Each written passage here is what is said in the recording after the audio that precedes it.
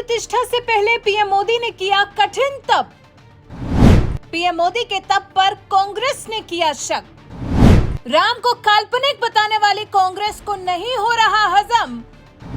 राम मंदिर का कार्यक्रम मोदी नेतृत्व में कैसे हो गया संपन्न। कांग्रेस देश की सबसे पुरानी पार्टी जरूर है, लेकिन राम नाम को लेकर वो हमेशा विवादों में ही रही है। एक तरह से राम भक्तों को अपने आचरण से कांग्रेस दुखी ही करती रही है। कभी भगवान राम को काल्पनिक बता देती है, तो कभी राम मंदिर में प्राण प्रतिष्ठा कार्यक्रम में शामिल होने से ही इनकार कर देती है। वहीं कांग्रेस से अलग बीजेपी है, देश की सबसे बड़ी पार्टी है और उसका नेतृत्व करते हैं प्रधानमंत्री नरेंद्र मोदी, जिनके सत्ता में रहने के दौरान ही राम मंदिर का सपना पूरा हुआ है। पहले हिंदुओं के पक्ष में, राम भक्तों के पक्ष में सुप्रीम कोर्ट का फैसला आया। पीएम मोदी ने खुद यहां राम मंदिर का भूमि पूजन किया और अब तो राम मंदिर में प्राण प्रतिष्ठा का कार्यक्रम भी हो चुका है, जिससे पहले देश के प्रधान सेवक रामलला के सच्चे भक्त प्रधानमंत्री नरेंद्र मोदी ने खुद को इस प्राण प्रतिष्ठा के लिए जो भी अनुष्ठान करके सिद्ध करना चाहिए, इसके लिए तप किया। और ये बात स्वामी गोविंद देव गिरि जी महाराज ने भी प्राण प्रतिष्ठा के बाद बताई। सुनिए जरा। लेकिन मुझे इस बात का आश्चर्य हुआ जब मुझे लगभग 20 दिन पूर्व समाचार मिले कि माननीय प्रधानमंत्री जी को इस प्रतिष्ठा के लिए स्वयं अपने लिए क्या क्या अनुष्ठान करके सिद्ध करना चाहिए, स्वयं को उसकी नियमावली आप लिख करके भेजें।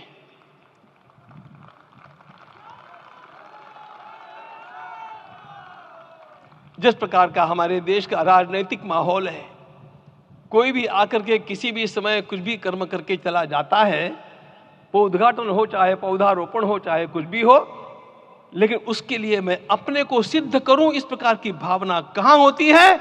यदि किसी ने पूछा तो मैं कहूंगा कि यहां होती है।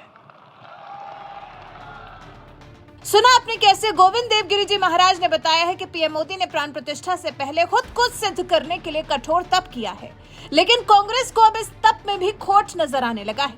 पीएम मोदी के इस तप पर कांग्रेस नेता ने शंका जाहिर कर दी है।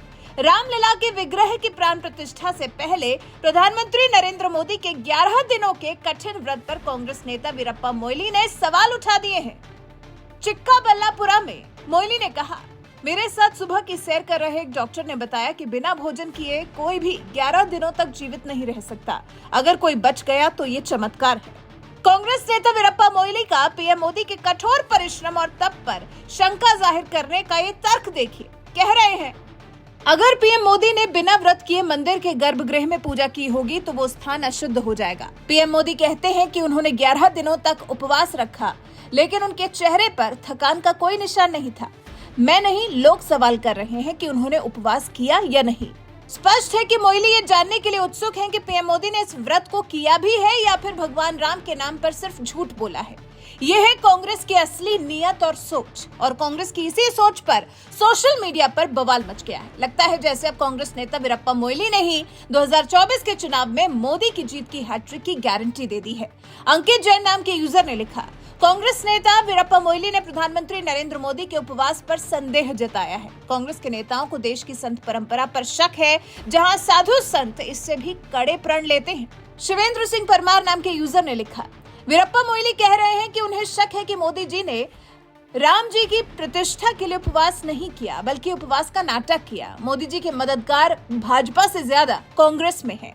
एक और यूजर ने तो कांग्रेस नेता को मूर्खाधिराज कहकर संबोधित कर दिया। कहा कि वीरप्पा मोइली ने शायद रामायण भी नहीं पढ़ी है, क्योंकि पढ़ी होती तो जानते कि भगवान राम, माता सीता एवं लक्ष्मण जी ने 14 वर्षों तक केवल कंदमूल व फल खाकर ही व्यतीत किए थे। और ये महामूर्ख वीरप्पा मोइली बता रहा है कि 11 दिन फल खाकर कोई जीवित नहीं रह सकता। मूर्खाधिराज वीरप्पा मोइली। मनोज चौधरी नाम के यूजर ने लिखा, अभी भी कांग्रेस सुधरने का नाम नहीं ले रही है। कांग्रेस नेता वीरप्पा मोइली ने प्रधानमंत्री श्री नरेंद्र मोदी जी पर टिप्पणी करते हुए कहा है कि 11 दिनों तक उपवास संभव नहीं है। इन राक्षसों को कौन समझाए कि सच्चे सनातनी नवरात्र में 9 दिन उपवास हर वर्ष रखते हैं। शिवा नाम के यूजर ने लिखा, रंग बिरंगे कांग्रेसी अब विधवा विलाप कर रहे हैं। असल में वीरप्पा मोइली जैसे निराश है।